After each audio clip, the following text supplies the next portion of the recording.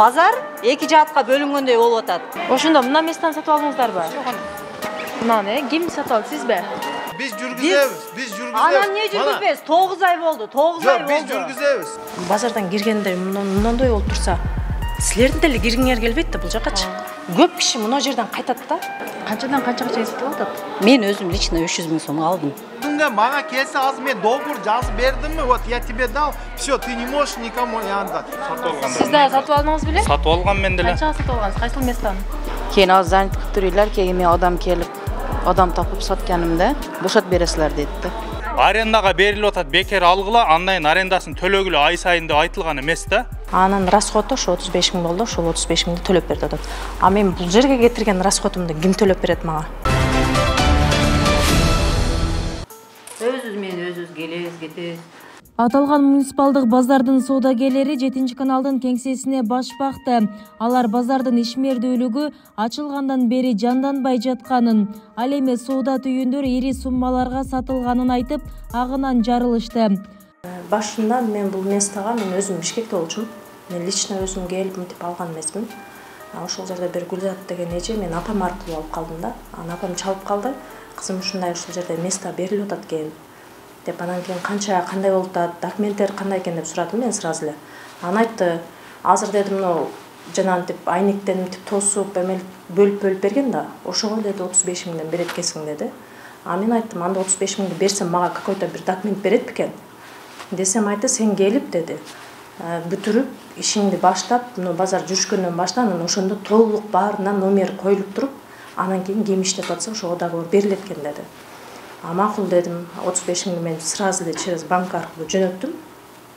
Теги Гүлзат деген эже алыптыр акчаны, ошондо Фархат деген экөө биригип алып атат. Анан кийин мен келдим, Бишкекте ишимди таштап атып келдим да. Келсем 10 күндүн ичинде бүтүрүп чыгышың керек деди. Макул дедим, мен ал жерге сразу усталарды алып келип, үстүн жаптырдым, свет киргиздим, полностью ишимди ремонт кылдырып, кайра Бишкекке кеттим да, мен 300 000 товар алып келдим. Алып келгенден кийин мен Бишкекке товарга кетип атсам да чалып атат да, качан ачасың местаңды депчи. Ой, мен товарга кетип атам, ушу келип ачам. Ачпасаң местаңан айрыласың деди. А мен ошол эме менен мен 10 күндүн ичинде бүтүрүп эле сразу товарымды алып келип койдум. Ошол сентябрдан бери мен ошол жерде отурам да. Бир сумка саталган эмесмин ошол жерде отурупчу. Кышында деле барып отурдум, эч ким жок. Айла жок, через онлайн сата баштадым. Анан документ сурап коем, азыр болду элек, азыр бериле элек. Базар полный иштесин, анан кийин номер коюлат, анан договор берилет деди. А макул деп мен ошол сөзгө ишенип жүрөрмүн да. Анан февралда келип айтты, февралда договоруңарды алгыла деди. Анан ошондо барсам эле сага договор берилбейт деди да. Ал место сеники эмес деп атпайбы? А эмнеге меники эмес? Мага ушундай кылып берилген го. Сем жок. Ал жерде уже дейт 3 ай период немесин төлөп алып кеткен деп юрист өзү мага айтып атат да. А мен айттым юристке, кандай ал жерде сентябрдан бери мен отурсам, эмнеге бир оз мага басып келип сурабайсыңар? Десем, мен сен ошону сиңди-пиңдиси окшойт деп ойлоп турмун дейт. Кандай ойлойсуңар дедим, бир адам акыры документ берип атканда айтат да. Бул кыз ушул жерде иштеп атат, бир оз барып сурайлы, юрист деген өзүнүн жолдорун билиш керек да. Жок, анда ошол кишинин дедим номерин же атын бергиле. Жок, мен бере албайм. Болду. Ушул менен ушинтип жүрөм. Бул жерде айтышат, ошо чоңдор деле өзүнүкү деп атышат да. Себеби меники проход да кире бериш, чоң места. Бүт чоң месталар ошондой экен. Барсаң эле бул бир депутаттыкы, наркысын сурасаң ал бир соттуку, наркысы эмнеге ачылбай атат, чоң баягы проходдогу жакшы месталар бүт ошондой да азырчы. Ошон үчүн биз тарап ачылбай турат. Ачыгын айтканда ушундай. Светтерин өчүрүп коет. Мына киргенде эле мына көрдүңөр а? Неме? Мына менин местам. Ушу местаны алдым. Эми азыр мага алдап, нар жактан да бир место беришти. Неме кыл, ошол жерге сразу договорун түзүп беребиз сага. Кеткен чыгымын төлөп бер депчи. Ал жердеги эжелер базарда иштешет экен. Алгандан бери такыр ачышкан эмес да. Анын расходу ошо 35 000 болду, ошол 35 000 төлөп берди атат. А мен бул жерге кетирген расходумду ким төлөп берет мага? Десем, сен дейт, ошол Фархат деген бар бул жерде. Ошол киши. Сен дейт бул жерде иштетем деп эме кылбадыңбы дейт. Ошон үчүн ремонт кылдырдың деп атат да. А мен расходумду төлөп бербейсиңер десем, жок деди. Анда мага эсин алып келип бергиле дедим. Сен иннемей отура бер, сен отура бер, анан кийин неме кыласың да базар кызгандан кийин өзүң эле акчаны чыгарып бересиң. Анда дедим, бул жерде дагы кымбатка сатайын деп атасыңарбы дедим. Гүлзат деген эже ошо Фархат деген билет неме кылат деген. Эми Фархат дегени ошентип айтып атат да, сен отура бер, сен аренда төлөп отурасың, бул жерде алган кишиге акчанын кереги жок. Ал сени кууп чыкпайт. Ага ушу базар катарында эле аренда төлөп отура бересиң деп атат да. Андайча айтканда мени запасный вариант кылып атышат да азырчы. Ошо сентябрдан бери мен ушул жерде отурамын. Ошондо получается бул жер ошо базар комун өзүнүкү эле болгондой болуп атат да, мындайча айткандачы. Ошо Фархат деген киши келип алып мага, сен отура бер, сен аренда төлөйсүң, сен мага бересиң мындай. Болду. Ошо мына кире бериштер бүт эле ошондой. Мына ачылбайт. Мына кимдики десең, мына келгенден бери ачышпайт. Действительно бул жерге адамды алып келгенден кийин ал келген киши дагы өзүнүн муктаждыгын таап алып кетиш керек да. Ошон үчүн биз мына полный ряд ачып отурсак, мына киргенде эле мына жана мертвый базарга келгендей да, мен өзүм деле келип алып эме кылам. Чаң басып жатат. Бири-бирине азыр эл тигилерди күнөөлөп атат, ал болсо бул ачпай аткандарды күнөөлөп атат. Орто жолдо монондой эле болуп турат да азырчы. Ошон үчүн базар жүрүшпөйт атат. Ошон үчүн өзгөрүү деген жок. Мына акыркы күндөрү мен деле уже келгим келбей калды да. Каждый день мен мисалы 500 сом, 600 сом расход кылып келип кете бербейм да. Мен деле бир банкым жок да. Мен деле кредит алып баштагам ушул жердечи. Ошондо кире бериштегилер хотя бы атса тегиз катарынанчы. Ошондо эл деле келет да, келби деп. Базардан киргенде деле ачык экен дейт да. Базардан киргенде мондой болуп турса, силердин деле киргиңер келбейт да бул жакачы. Көп киши мына жерден кайтат да. Келгиле, мынакта аралап кеткиле деп чакырабыз да. Чакырсак бул жак эмне дейт да. Бул жак вешивый десек, жаап кой деп туруп кайра кетип калышат да. Анан айла жок, эмне кылабыз, отурабыз ушинтип, арттан кетип койбу. Жалал Абад шаарында мындан 7 ай мурун ачылган муниципалдык базардын көп бөлүгүндө иш азырда жандана элек. Бирок ага карабай мындагы соода түйүндөр ири суммаларга сатылган, азырда сатылып жатканын мындагы соодагерлер айтып чыгышты. 1000ден ашуун соода түйүнү бар ири базардагы интригаларга алдыда кенен токтолобуз.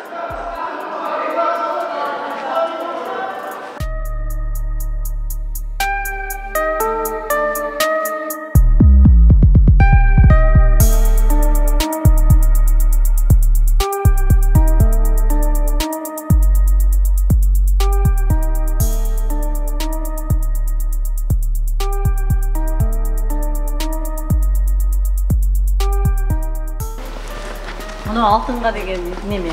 Чаң басып кетип тур бул жерде. Көрдүңбү? Базар мен сентябрь айында келдим, Бишкектин өзү Бишкекте иштейт элем. Анан ушул Жалал Абад шаарында муниципалдык мамлекеттик жакшы, шарты жакшы базар курулуп атат деген угуп келгенбиз. Келип, ушул жерден место алып, иштейбиз, бала чакабызды багабыз деген жакшы ниет менен ушул жерге кирип иштеп, бирөөнүн местосуна киргизип коюшту биринчи келгенде. Ушул жерде отуруп турасың деп. Мейли макул деп кирип, 2 ай иштедим ал жерде. Андан кийин ал жер бирөөнүн местосы деп эме кылганынан, анан анда мен өзүмө место таап бериңиздер десем, ушул местоны көргөзүштү. Мынакей. 8 квадрат метр. Крышасы ачык, мынягы эме болчу. Анан кийин расходуна деди 300 000 сом кеткен деди. Анан мен аял кишимен Расходуна 300 000. Ооба. Үстү ачык, свети жок, эчтекеси жок. Кийин мен өзүм үстүн жаптым, полкаларды кылдым, свет киргиздим. Ошонун бардыгы биригип мага 350 000 түштү да бул место. Анан мен эми ошо ноябрь айынан баштап февраль айына чейин ушул жерде турдум. 1 сом соода алган жокмун, 1 сом. Анан февраль айында мамлекет мэрия тарабынан арзан ун, май уюштурулду бул жерге, как ярмарка сыяктуу болуп. Анан ошондо мен ушул продукта жакка жылып алдым. Бош турган жерге, ошол местаны көрсөтөйүн. Азыр мына ушул жер чындап эле 300 000 сомдук расход болчу эле сиздин оюңузча. Мен эми бул мен башында мен аял кишимин да, мен стройканы, темирдин канча турганын билбейм. Мага 300 000 сом деп айтты. Мен 300 000 сомду нак санап бердим. жөнөкөй эле мондой эмеге. Анан кийин мен өзүм ремонт кылдым, үстүн жаптым, свет киргиздим, полкаларды койдум. Общий баш аягы биригип мага бул жер 350 000 сомго түштү да. 300 миңди кимге бердиңиз? Замир деген балага бердим. Ким экен ал? Ал бала ушул жерде жүрөт болчу, месталары бар, менин аркамда тиякта. Менде Сиз таанысызбы? Азыр айтып аткан экен, Замир. Тааныбайсыз, мен адамдар өтүп атканына байланыштуу кичине соода кылайын деп мына жерге туруп алдым. Убактылуу турам азыр ушул жерде. Мен өзүмдүн мисалымы өзүм үчүн мен так даны айта алам. Кимге бердим, кандай бердим.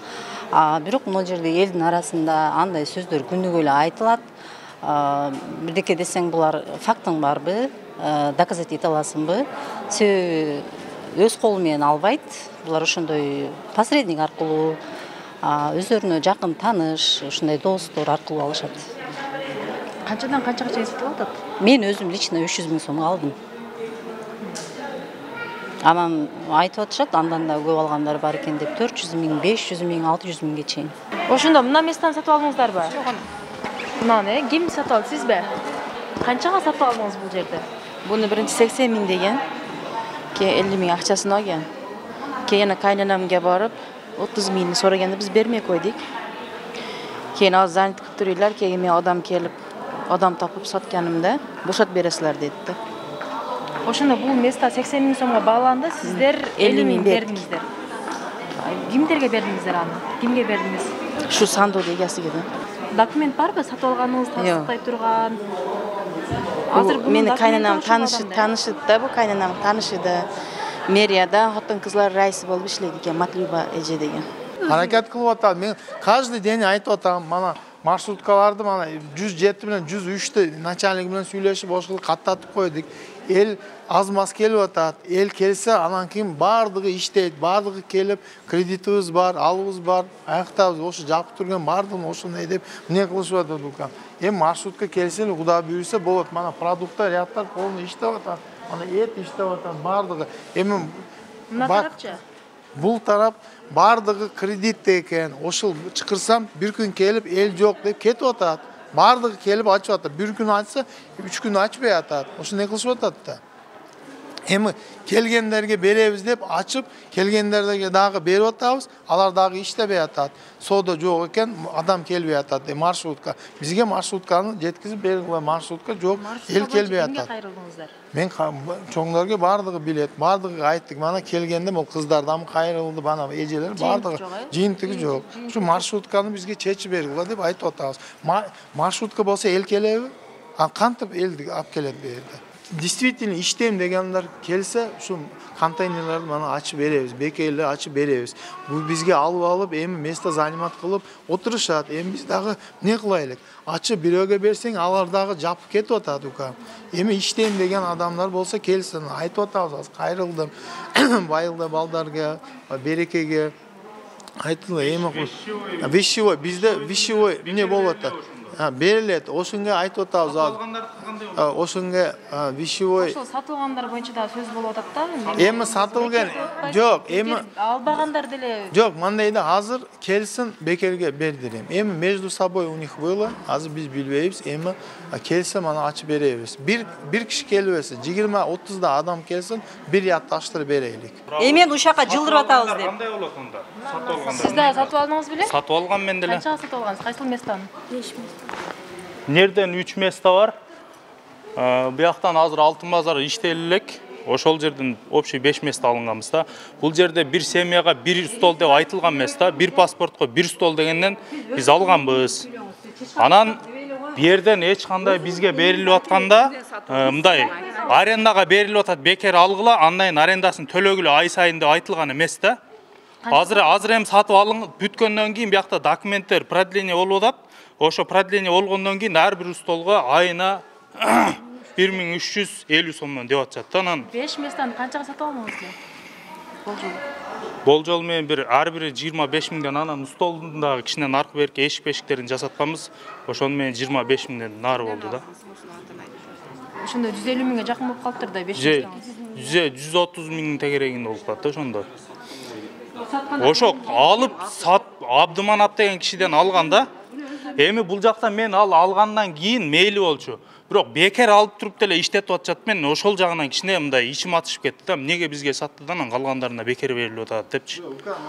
Ошону сатып алгандар, потому что базар башында. Мен просто фактын айттым. Мен неге саттыңарым тиги бу деген жок. Ушундай болуп атат да, анан неге баарын саткан жок. Болбосо неге баарын анда бекер берген жок. Сатып атса сатып алат да анан кийин. Анда башка жерди неге бекер берип атат анан? Сага мени кара, өткөндө көрсөттүм, кимден сатып алганын көрсөттүм. Сен болсоң заказы жетелеп бар. Кимден экенин мен сага көрсөттүм. Буларга өткөндө айткан деле билбейм, тааныбайм деген болчу. Андан кийин чогуу жүргөндөрүн көрдүм. Ниш кайраган, ошону жетелеп апа, сен үстүнөн алган. Белгилүү эле ушул жерде жүрөт, азыр жок да бул жерде. Мен эмес, мен Москвада болчумун, апам сатып алганда, ошол боюнча неге мындай болуп атат десем, сатылбайт болчу, тигүү деп ар ким ар нерсени айтып коюп атышат. Болду ошол эле. Эми азыр бул жерде базар эки жаатка бөлүнгөндөй болуп атат. Бул жакта место сатып алып, сода жок отургандар менен бул жакта продуктага эми содасы жүрүшүп аткандар. Эми ушунун себеби, чыккан себеби эмне? Базардын жалпы иштебеши, жалпы ушул жерде отургандардын бардыгынын содасынын жүрбөгөнүнөн ушундай эме келип чыгып атат. Стычка келип чыгып атат. Мындай эки жак болуп калдык да азыр. Мындай туура эмес да. Бул мамлекеттин деңгээлинде курулган бюджеттин эсебинен 50 миллион сом каражат кетти деп мэр өзү ачылышта сүйлөп атат. Мен сонду алып келип берем, сбытты алып келем, маршруттар келет деп, анын бири да аткарылган жок. Биз 9 айдан бери күтө берип чарчадык. Ошон үчүн биз үнүбүз жетсин деген эме менен силерди чакырдык. Соода жок, жакшы болмай атты вообще. Неге дегенде эл жок. Эл болсо саада болот. Мен эстем, документтерим бар, бар жогум жакшы. Эл жок. Эл келсе анан кийин саада болот. Şu bizi aldap koydu şekillik deyim de bazar жүрүшөт, köçüp келет деген, аны biz aldık, işlettik, yani işte el çok olsa bazar tügep kaldı. Andan keyin bizge munisipalniy bazardı buyakka köçürөбүз деген. Munisipalniy bazar köçkeni жок. Ayakka dagın kontrakt çözüp koyuptur. Bir ayga berip koyuptur. Andan keyin şu oturabız kütüp kaçan keledi dep. Oşun üçün bardygy açıp çarçap жап koyup ketти. Туура айтасыздар, азыркы учурда ошол продуктовый жагытка биз ошол жердеги иштеген соодагерлерге биз азыркы учурда кичине болсо дагы биз шарт түзүп бердик. Себеби ошондой арзан ундарды элге күнүнө керектелүүчү продукцияларды алып барып, ал жердеги иштеген элдерге дагы ошол элдерди алып барышка биз жардам бердик десек болот. Ошентип азыр продуктовый жагы иштеп жатат. Эми азыр ошол жерде вещевой жагыбыз туура азыркы учурда бир 10-15-20%ке чейин эле элдер ачып иштеп атышат. Биз азыр аларга дагы бир ошондой бир башкача бир эмелерди ойлонуп атабыз азыр. Кичине пландарыбыз бар алдыга койгон. Буюрса аларды дагы эме кылабыз деген ойдобуз. Ал жердегилер дагычы. Менген ашуун соода түйүнүн өзүнүн ээлерин таптыбы? Пустой месталар көп экен. Жок, пустой место. Бардыгынын ээлери бар. Азыркы учурда бардыгынын ээлери бар. Анан ошол жерде мисалы биз жерди бергенбиз. Алар өздөрүнүн каражатынын эсебинен куруп алышкан.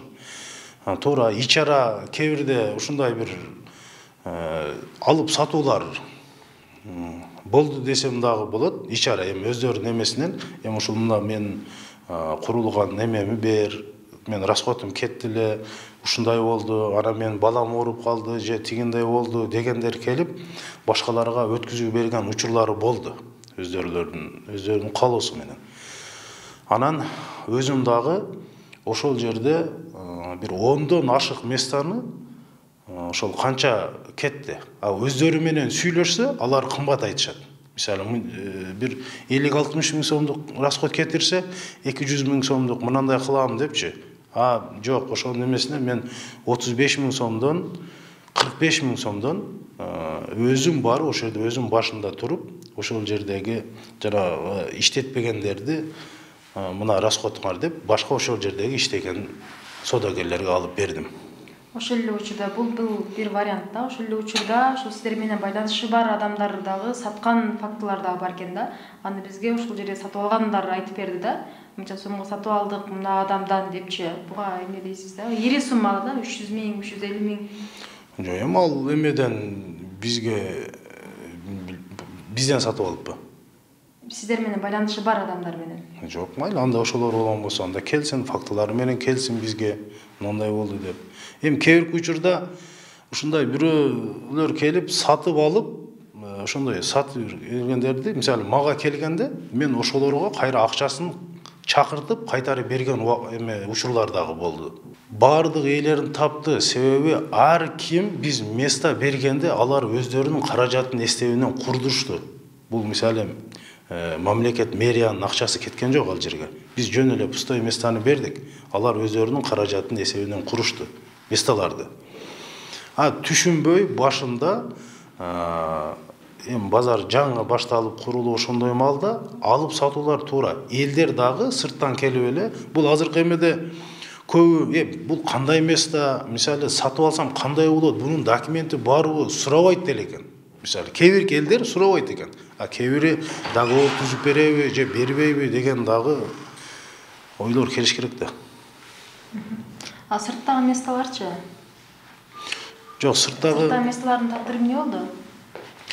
Эми сырттагы месталардын жанагы стоянканын үстүнө түшкөн месталарды азыркы учурда алып почти бүттүк десек дагы болот. Бир 5-6 место калды.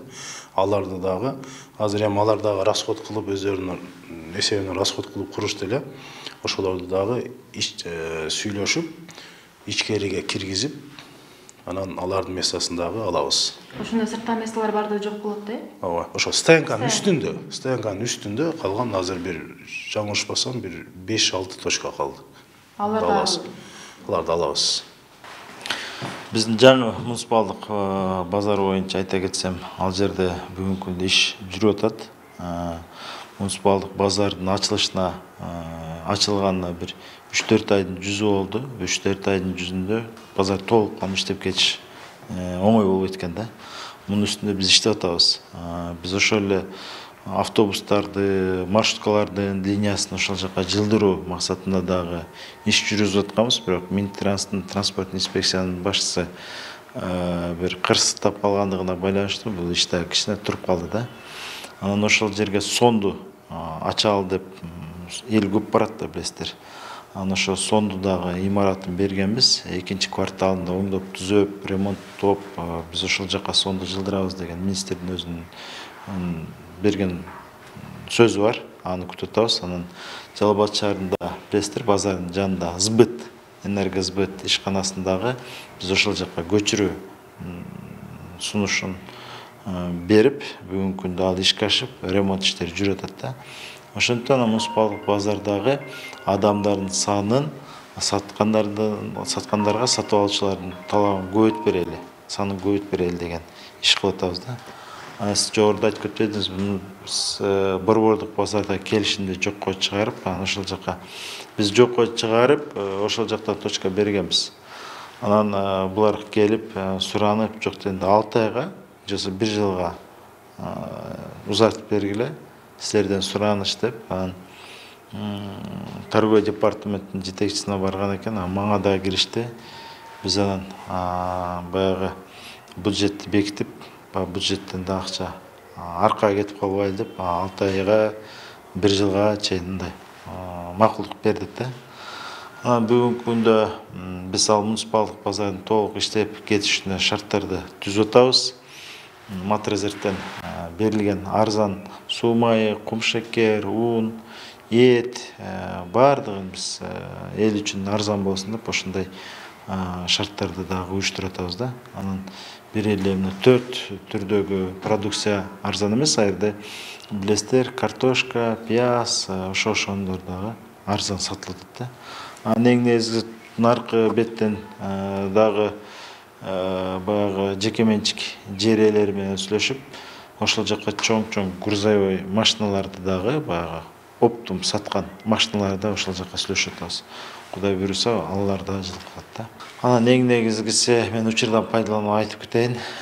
Бул жерде Жалал Абад шаарынын тургундары, шаардын коноктору, муниципалдык базарыбыздын арзан продуктыларын алып, ошо базарды иштетип кетүү жагында колго алыш керек. Ал учурда сиздердин дагы жардамыңыздар керек.